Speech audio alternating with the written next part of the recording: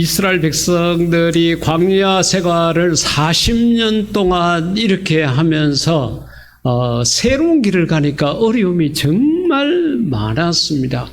우선은 정말 보이지 않는 목적지를 향해서 머릿속으로만 그리고 있던 그 젖과 꿀이 흐르는 땅을 걸어가야 된다.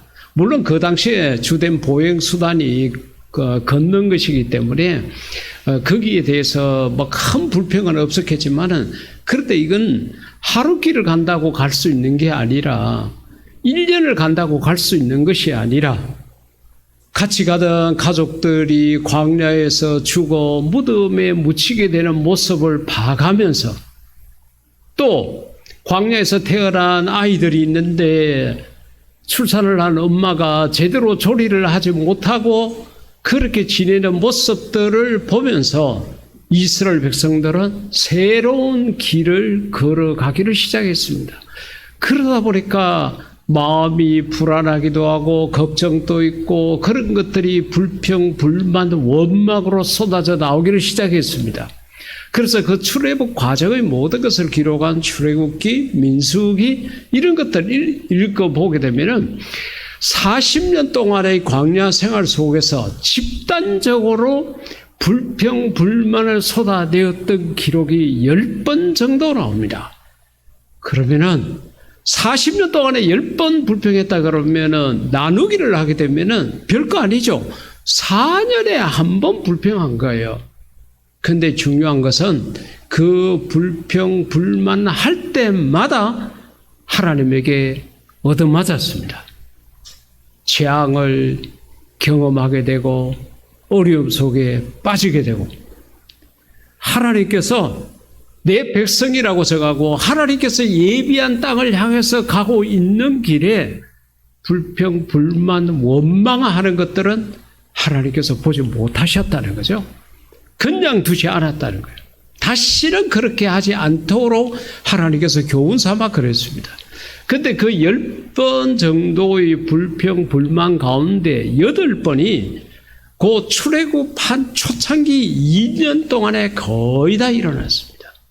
그러니까 새로운 세상, 경험해보지 못한 세상에 들어가면서 여러 가지 마음속에 불평, 불만이 많이 나왔다는 거예요. 이런 이스라엘 백성들의 광야 생활은 코로나를 겪고 있는 지금 전 세계 인구의 모든 사람들이 걸어가고 있는 길하고 똑같습니다. 지금까지 살아오면서 경험해보지 못한 새로운 길을 우리가 지금 걸어가고 있습니다. 걸어가면서 많은 사람들이 병들고 많은 사람들이 죽고 우리가 지금까지 누려왔던 이런저런 생활들이 막히게 되고 줄어들게 되고 새로운 길을 이렇게 가야 하다 보니까 여러 가지로 어려움이 생깁니다. 먹고 사는 문제의 어려움도 있고 우리가 신앙생활하는 것에도 어려움이 생기게 되고 우리가 앞으로 어떻게 살아갈까 하는 진로 문제에 있어서도 어려움이 생기고 있습니다. 그래서 이스라엘 백성들의 광야 생활, 그리고 지금 우리가 살고 있는 이 코로나의 생활, 여기가 이 두 개가 흡사 비슷하다는 것을 우리가 생각을 해야 합니다. 그런데요, 이 광야 생활 속에서 어떻게 보면은 하나님의 백성이요, 하나님께서 예비하신 길이요, 하나님께서 지도자를 세워가지고 그렇게 가는 길이기 때문에 아무런 어려움이 없을 것 같지만은 많은 어려움들이 있었고, 그 어려움 속에서 때로는 죽는 자도 있고, 때로는 낙오되는 자도 있고, 때로는 실패의 자리에 서는 자도 있고, 아주 다양한 사람들이 있었다는 거죠. 그것처럼 이 코로나 환경 속에서도 경제적인 실패자, 신앙적 낙오자, 사회적 부적응자, 다양한 사람들이 많이 생기고 있습니다. 그리고 우리가 그런 걸 보면서 우리의 마음속에 나는 광야 생활의 낙오자가 아니라 승리자가 되어야 되겠다. 이 광야 생활을 무사히 잘 끝내는 자가 되어야 되겠다는 그런 마음가짐을 갖고 우리가 하나님의 말씀을 보고 하나님 앞에 기도하고 하나님 앞에 우리의 모습을 바르게 해야 되겠다는 거죠. 그러게 오늘 이 말씀을 듣는 우리 성도 여러분들은 이 광야 생활 속에서 승리자가 되기를 주의 이름으로 부탁드립니다. 그렇다 그러면은 우리가 이 광야 생활의 실패자와 승리자가 있는데 실패자라면 왜 실패를 했느냐? 그들은 현실만 바라봤다는 거죠. 민수기 우리가 읽지는 않았지만 13장 31절에서 33절 가운데 보게 되면은 그와 함께 올라갔던 사람들은 이르되 그랬는데 우리가 알고 있는 것처럼 모세가 정탐꾼 12사람을 보내게 되었습니다. 그리고 40일 동안 적과 꿀이 흐르는 땅이라고 그렇게 하나님이 약속하셨는데 저 땅이 어떻게 생겼느냐? 가서 12명이 40일 한 달 열흘 동안 보고 왔으니까 얼마나 구석구석 다 보고 왔겠어요. 그 모든 것을 보고 와서 이제 이야기를 하는데 그 12명 가운데 10명이 하는 이야기가 오늘 이 13장 31절 이하 속에 있습니다. 한마디로 그 땅은 정말 좋은데 근데 우리는 못 들어간다. 왜? 그 땅에 이미 발을 붙이고 살고 있는 사람들이 너무 강하다. 그 사람들은 네피림족이고 신장이 그리 키가 아주 큰 그런 사람들이다. 자이언트들이라는 거죠. 거인들이다. 그렇기 때문에 우리가 그들과 싸워서 이길 가능성이 없다. 우리는 그들에게 비하게 되면은 메뚜기와 같은 존재다. 그러면서 거기에 있는 사람들은 굉장히 큰 사람들로 그게 또 사실이었습니다. 실제적으로 그곳에는 거인들이 많이 살고 있었습니다. 그리고 그 땅도 굉장히 좋은 땅이었습니다. 그럼에도 불구하고 그 땅은 우리가 도저히 차지하지 못한다. 왜? 이렇게 우리하고 상대가 되지 않을 만큼 강한 사람들이 살고 있기 때문에 우리는 들어갈 수 없다. 그래 12명 가운데 이 10명은 무엇을 최고로 생각했는가 하면은 자기들이 눈으로 보고 자기들이 발로 걸어 다녔고 자기들의 손으로 만져보았고 자기들이 만났던 현실이라는 것, 그것만 생각을 했다는 거죠. 세상만 바라봤습니다. 사람들만 바라봤습니다. 그러니까 우리는 할 수 없어. 우린 들어갈 수 없어. 큰일 났다. 여기까지 수많은 세월이 걸려가지고 이 땅까지 여기까지 왔는데 이제는 우리가 들어갈 수 없다. 이러니까 그 이야기를 듣고 14장으로 넘어오게 되면은 이스라엘 백성들이 밤새도록 통곡하고 울고 불고 난리가 났습니다. 이제는 우리가 애굽으로 돌아갈 수도 없고. 왜? 너무 많이 왔어. 그러니까 차라리 그 땅에 있었으면 더 좋았겠다. 이때까지 그 광야를 걸어오면서 가졌던 생각들을 아마 엄청 많이 했을 겁니다. 그러면서 10명의 보고를 듣고 이들은 땅을 치며 후회를 하고 통곡하며 울부짖고 그렇게 했습니다. 여러분, 오늘 이 코로나 상황 속에서 우리가 세상을 바라보고 현실만 바라보면은 꿈이 없고 비전이 없고 희망이 없고 소망이 없는 듯이 보이게 됩니다. 감기 독감에 걸리지 말라고 맞았던 그 주사를 맞고 사람들이 죽어간다는 그런 뉴스를 듣고서는 이걸 독감 예방 주사를 맞아야 되나 맞지 말아야 되나 걱정거리가 있습니다. 그러나 저는 여러분들에게 맞으라고 권하고 싶습니다. 꼭 그것 때문에 그 독감 주사 그걸로 말미암아 죽은 게 아닙니다. 그렇기 때문에 맞아도 괜찮습니다. 그리고 우리는 죽으면은 천국 가잖아요. 더 좋은 곳에 가잖아요. 그러니까 아무 걱정하시지 말고 나라에서 그렇게 많은 돈을 들여가지고 맞아라. 그렇게 할 때는 다 이유가 있습니다. 정부에서 그래도 우리 국민들을 살려놔야 일을 열심히 하고 일을 열심히 해야 세금을 내고 세금을 내야 나라가 운영될 거 아니에요. 우리를 죽이려고 그렇게 하지는 않습니다. 근데 들리는 이야기들은 전부 다 그거 맞고 죽었다. 젊은 애도 죽었단다. 어린아이도 죽었단다. 노인도 죽었단다. 작년에도 그렇게 많이 죽었단다. 전부 죽었다는 소리밖에 안 들립니다. 뉴스를 보게 되면은 정치는 뭐 더 이상 이야기할 것도 없고 경제도 다 이것저것 무너져서 안 되는 것 이것으로 가고 온통 소망이 없고 희망이 없는 현실만 우리 눈으로 보이고 귀로 들릴 수밖에 없습니다. 그리고 이건 거짓말이 아니죠. 현실이 맞습니다. 그런데 우리 예수님을 믿는 사람들은 이 눈에 보이는 현실보다도 더 생각해야 될 게 있는데 그것이 바로 하나님의 약속, 하나님의 말씀이라는 겁니다.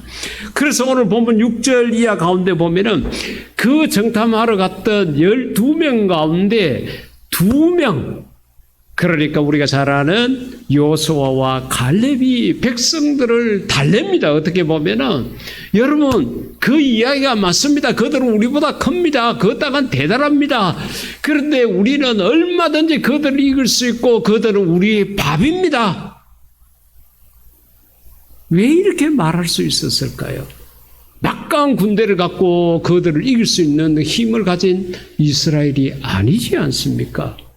그리고 외형적으로 봐도 그들은 자이언트들이고 우리는 그저 보편적인 사람인데 우리가 이길 수 있는 힘이 없다는 거예요. 그럼에도 불구하고 여호수아와 갈렙은 하나님께서 기뻐하시면은 하나님께서 그 땅을 우리에게 주실 것이다. 그리고 그 땅은 악한 땅이 아니다. 젖과 꿀이 흐르는 땅이라고 그렇게 이야기를 하면서 그들은 우리의 먹이라고 그렇게 이야기를 하게 됩니다. 왜 이렇게 이런 말을 하게 되었을까요? 두 사람이 정신이 나가서 그렇게 한 것이 아니라 바로 하나님의 약속, 하나님의 말씀을 믿었기 때문에 현실이야 어떻게 됐든 간에 그거는 상관없어. 그 땅에 악한 짐승이 살든지 정말로 우리가 감당할 수 없는 그런 어마어마한 큰 거인들이 많이 살든지 그거는 상관없어. 하나님이 약속하셨고 하나님이 말씀하셨으니까 우리를 들어갈 수 있어. 할렐루야. 그렇게 여호수아와 갈렙이 이야기를 하게 됩니다. 민주주의 절차에 따른다 그러면은 12명 가운데 10명이 우리는 못 들어간다 그랬으니까 그쪽으로 가야 됐겠죠. 근데 결과가 어떻게 됐느냐? 민수기 14장 36절 이하 말씀 가운데 보게 되니까 그 땅 모세를 원망하고 그 땅을 악평했던 자들은 재앙으로 죽었다고 그랬습니다. 결국은 하나님께서 약속하신 그 젖과 꿀이 흐르는 땅에 들어가지 못하고 그 광야에서 다 죽었다는 거예요. 왜 광야 생활이 40년이 걸렸느냐? 이런 사람들이 다 죽을 때까지 하나님께서 가나안 땅에 들어가는 것을 허락하지 않으셨다는 거죠.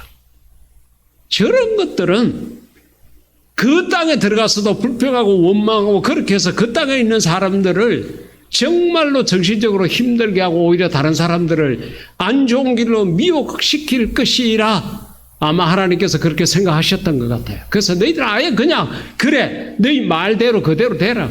이 악한 땅에서 여기서 죽어라. 죽을 때까지 기다렸다가 그들이 다 죽고 난 다음에 그 후세들 결국은 연령적으로 생각한다 그러면 40대 미만이겠죠. 젊은 청들과 그 다음에 여호수아와 갈렙 이들만 들어갈 수 있게 됐다는 거예요. 그래서 그 민수기 14장 38절 가운데 보게 되면은 여호수아 눈의 아들 여호수아 여분의 아들 갈렙은 생존하니라. 할렐루야.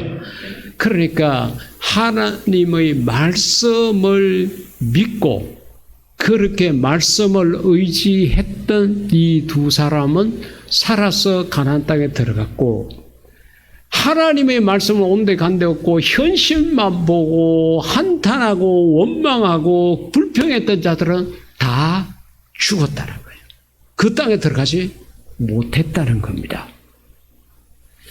지금 우리 한국교회가 다니엘 기도회라는 것을 전국교회가 참 많이 하고 있습니다. 기도를 하는 운동이니까 참 바람직한 거고 이런 운동이 참 많이 일어나야 되겠다는 생각을 하고 있습니다. 하지만은 조금 아쉬운 것은 그렇게 모여서 기도하는 만큼 교회 문을 열고 나왔을 때 이 세상에서 정말 예수님께서 우리에게 당부하신 것처럼 이웃을 살아가면서 살아가는 모습을 보여야 되는데 교회 모여서 기도하는 것으로 끝이에요. 그리고 세상에 직장으로 나가고 이 일반 세상으로 나와서는 전혀 구별된 그런 생활을 하지 않기 때문에 그렇게 모여서 기도하는 것만큼 사회적인 영향력이나 이런 것은 없는 거예요. 차라리 그렇게 모여서 기도하지 않고 개인적으로 기도하더라도 우리가 삶의 현장에서 정말 예수 그리스도의 아름다운 향기를 나타내면서 이렇게 살아간다 그러면 그게 더 좋지 않을까 하는 그런 생각을 해봅니다. 하지만은 그러나 그 기도의 모임 자체는 좋은 거고 그런데 왜 그 기도회를 다니엘 기도회라고 했을까? 우리가 생각해 보면 다니엘이 대단한 권력의 자리, 어떻게 보면은 국무총리라는 그런 막강한 자리에 있었지 않습니까? 그럼에도 불구하고 그가 하나님 앞에 하루 3번 기도하는 것을 포기하지 않았다는 거죠. 얼마나 바쁘겠습니까? 그럼에도 불구하고 딱 내가 시간 날 때 하는 것이 아니라 시간을 정해놓고 그 시간에는 다른 모든 것을 다 미루고 여호와의 성전이 있는 곳을 향해서 기도 시간을 가졌다는 거예요. 그런데 세상이라는 것이 정직하게 살고 바르게 산다고 박수받는 세상이 다니엘 시대나 오늘이나 아닙니다. 이런 다니엘을 시기하고 질투하고 어떻게 하든지 이 다니엘을 그 권력의 자리에서 끌어내리려고 하는 그러한 자들이 있었습니다. 이들이 왕을 찾아가서 이야기하게 되죠. 앞으로 30일 동안 왕 외에 왕이 섬기는 신 외에 다른 것에다가 절을 하거나 기도하고 이렇게 하는 자가 있으면 무조건 처형을 시키자고. 왕이 가만히 들어보니까 그게 절대 나쁜 이야기가 아니에요. 자기를 위하는 것 같고 내 편인 것 같고 그런 거예요. 그래서 왕이 조서를 내렸습니다. 왕의 명령을 내린 거죠. 그래서 누구든지 이 30일이라는 기간 동안에 정말로 왕을 중심으로 왕 앞에 왕이 섬기는 신 앞에 절하지 않으면 전부 다 잡아서 처형을 시키겠다 그랬습니다. 근데 성경을 읽어보면 다니엘이 그것을 알고도 왕이 그렇게 조서를 내렸다는 것을 알고도 하나님 앞에 기도를 했다는 거죠. 그러고서 그는 붙잡혀 가게 되고 어려운 자리까지 가게 됩니다. 놀랍지 않습니까? 누가 자기에게 그렇게 기도를 해달라고 부탁한 것도 아니라 이것은 다니엘의 순수한 신앙입니다. 제가 자주 말씀을 드리지만 신앙은 우리 신앙이 없습니다. 내 신앙입니다. 신앙은 하나님과 나와의 1대1의 관계입니다. 다니엘이 문화적 풍습을 따른 것이 아니라 자기가 섬기고 있는 그 하나님 앞에 자기가 어떻게 해야 되는지를 스스로 결정을 한 것입니다. 내가 이렇게 하나님 앞에 3번 기도했다가 내가 이 명예, 이 권세, 이 모든 자리에서 쫓겨나고 심지어는 살지 못할 거라는 것도 충분히 알고 있었습니다. 그럼에도 불구하고 하나님 앞에 기도하는 것을 멈추지 않았다는 거죠. 자, 다니엘이 현실하고 왕이 조서를 내려가지고 그렇게 했다는 현실하고 그 다음에 자기와 하나님과의 관계의 신앙하고 이 2가지 가운데서 현실보다는 하나님 편을 택했다는 거죠. 끝내는 다니엘이 승리하는 자가 되었습니다. 그래서 우리가 다니엘 기도회 이렇게 이름을 붙인 것입니다. 시편 119편 105절 가운데 보면은 주의 말씀은 내 발의 등이요 내 길의 빛이라고 시편 저자가 말하기도 했고, 하나님의 말씀이 능력이 있고 권세가 있고 말씀 속에 살 길이 있고 말씀이 모든 능력을 가지고 있다는 것들을 성경 곳곳에서 이야기하고 이것을 경험한 수많은 믿음의 선조들이 있습니다.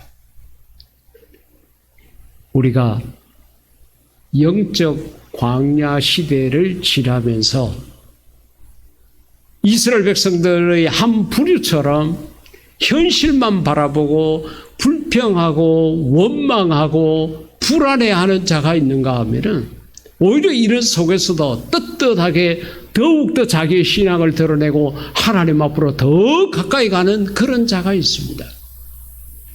전자는 실패자요 후자는 승리자입니다. 저는 사랑하는 성도 여러분들이 이 영적 광야 생활 속에서 승리하는 자가 되기를 주의 이름으로 부탁을 드립니다. 1517년 10월 말에 마틴 루터가 종교개혁을 일으킨 그것을 기념하는 주일이 바로 오늘입니다. 작년인가 재작년인가 우리 예제하고 같이 독일에 가서 그 마틴 루터가 종교개혁을 선포하고 95개 항목을 갖다 붙였던 비텐거르그의 그곳에 가서 보니까 지금은 동판에다가 거기에다가 그 95개 항목을 다 써놨다고. 그리고 종교개혁 500주년, 지금은 금년이 올해가 503주년인데 500주년을 기념해서 그 마을 전체가 관광지로 다 바뀌어버리고 수많은 사람들이 오고 가고 그렇게 하는 일종의 하나의 관광지로 이렇게 바뀌었다는 것을 이야기를 들었습니다. 또 실제적으로 가보니까 그런 모습들이 참 많았습니다. 종교개혁, 우리가 항상 이것이 필요하다는 것을 느끼고 있지만은 잘 되지 않는 이유가 있습니다. 그 이유 중에 하나가 뭔가 하면은 현실을 너무 중요하게 생각하고 하나님의 말씀은 저 창고에다 갖다 넣는 그런 것 때문에 그렇습니다.